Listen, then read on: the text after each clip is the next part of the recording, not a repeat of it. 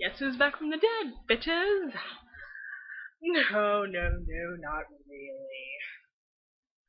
Hey everyone, Lupino9, aka Tyranno's Girl of fanfiction.net, here after a long bout of crippling depression and anger at being screwed over by her college. Yay!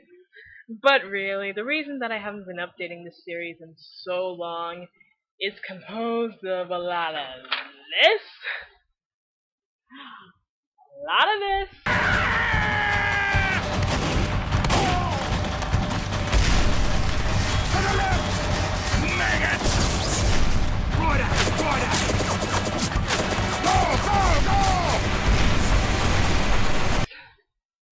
a lot of this,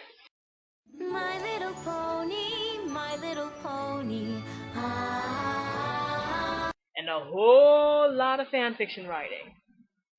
But more importantly, I'm here with episode 3 of Let's Talk Pairings. This is a special episode, and I will emphasize special because of 3 things. 1, it was a request from a reader at fanfiction.net who goes on YouTube by the name Midnightbloodrayne. This is for you.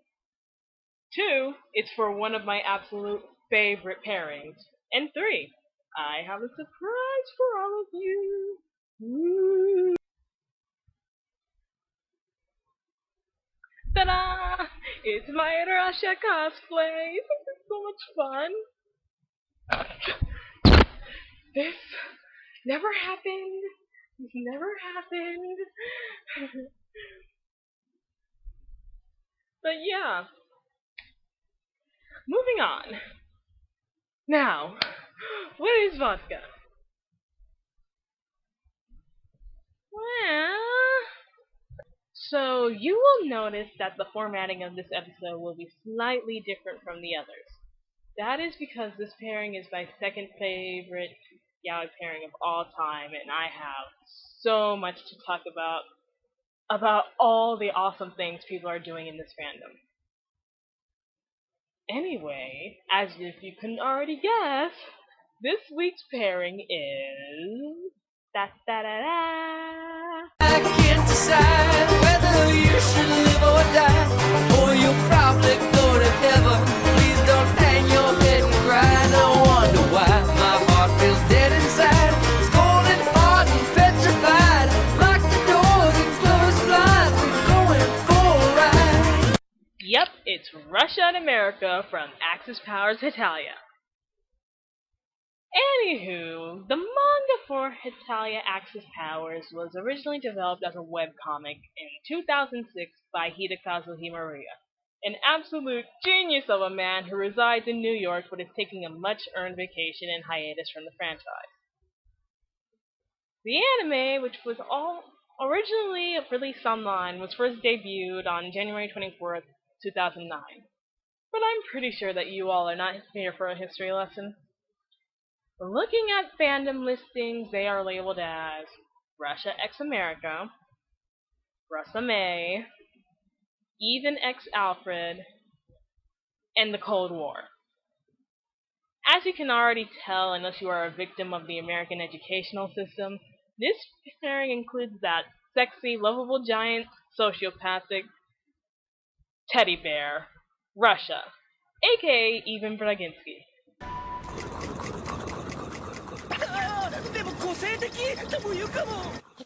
And that little blonde cutie with the hero complex, America, Alfred Freedom Crying Eagle Jones. America, fuck yeah!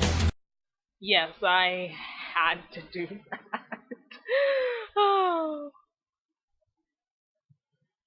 Now, interesting bit of history with these two. Russia didn't just meet with America during World War II. Oh, no. The first time Russia as a country had any contact with America was during America's colonial ages. So even Alfred when he was a baby! Aww. So cute! Aww. They also had interaction during the Revolutionary War. Now, the following is true. Russian forces have contact with the young nation fighting for independence, but due to extenuating circumstances, they couldn't actually help with the war effort, which is why America had to sleep with France to get some help, as unfortunate as that imagery is. Oh my god. But after that, America grew and started to interact with more and more of the nations of the world. And oh my gosh, let's get back to RussAmerica before I turn this into a Hetalia-inspired history class. Let's not be naive, people. Both Russia and America had relationships before meeting each other. It's only common sense. America had England, Canada, Mexico, Cuba, Japan, and more that I really don't want to go into. And Russia had...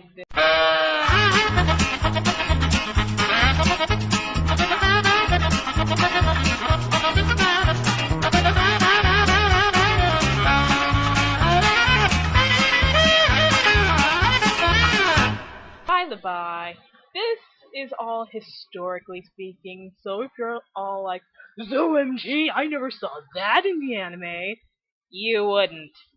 These are all various facts that people in the RussAmerica fandom take into account. Now, let's get into the blood and sweat of the fandom, which coincidentally involves a lot of blood and sweat. Positive elements first! Despite what people will present when bringing up the Cold War, Russia loves America, and America loves Russia. Even so careful, thoughtful, Alfred, so adorable and optimistic. It makes it all the more meaningful whenever they become one. Or at least when they decide to stop fighting and fuck. Looking at the two of them, America is literally the sun to Russia's snowstorms. The little sunflower in the middle of a barren field. Even's color scheme of beige and cream is brought to life by Alfred's vibrance and technicolor. There's just so much emotion between these two, charging up until finally it combusts into either a fight, a love scene, or Russia's heart falling out of his chest from experiencing too much feeling. And the size difference is so moe! And yes, I use that term now! For a cuteness appeal, it's way up there. Oh, and... by the way... Russia isn't fat! Okay?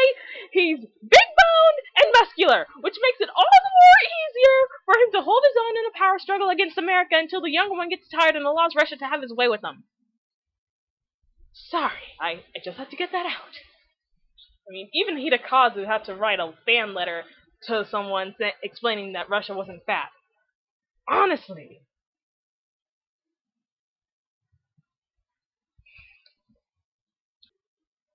Okay. Let's point out the flaw in the fandom. Most of the wonderful, wonderful RussAmerica fans seem to only play on the dark aspect of the relationship. The Cold War was a very dark time for both nations, a time of hysteria and panic over a potential nuclear war. Mind games and violence went on in abounds between these two. Perfect example, read the fanfiction Fall of a Hero by White Tiger 123. But they have overcome this point in time. Well, mostly overcome. Forget it. Just try to branch out from that period of time. Yes, though the color, shade, texture, smell, taste, stickiness, and the feel of blood is oh so satisfying. Just to feel the blood of an enemy flow through your fingers as you rip out their own spleen and show it to them. To hear their cries of mercy as you break their fingers one by one, starting with pinky and ending with thumb. To relish the sound of their final breaths as their pathetic bodies give up the struggle for life. To overcome all foes and force in the world onto its knees and see all countries become one with Russia, the greatest country on earth. And wait, where was I going with this? Notes. Ah, yes! In all the blood and gore and violent sex, Not that there is anything wrong with blood and gore and violent sex. We all need to remember to keep the relationship alive in the work somewhere. Or at least give it some kind of plot, or at least a recurring theme, please. Speaking of sex... Oh, did that get your attention? Here's the thing. Since nations are mortal to death by human means, gun to the head, knife to the heart, poison, asphyxiation, getting eaten by a tiger, etc., etc., you can do almost anything with the Hetalia couple. And the RussAmerica fandom takes this to a huge extreme. But you have to imagine with Russia's Primorsky being and America being a ball of energy, especially when he's horny, they have to try new things once in a while. Oh, and let me give a shout out to the person who first thought to equate the nation's body parts to certain states and cities. Having America's nipples be Hawaii and Alaska? Genius. Now, I am about to share with you some of the wildest, most insane things I have come across in the fandom. Take into account these are M-rated works, so if you are not old enough to take part in such things, then please skip ahead to the specified section of the video. I'm not going to be responsible for scarring people for life. Also, if I laugh while sharing these things, I'm not laughing because the work is bad. I laugh when I get nervous, and trust me, when I saw some of these for the first time, if I was white, I would have looked like one of Romano's tomatoes. Let's begin with the fanfiction.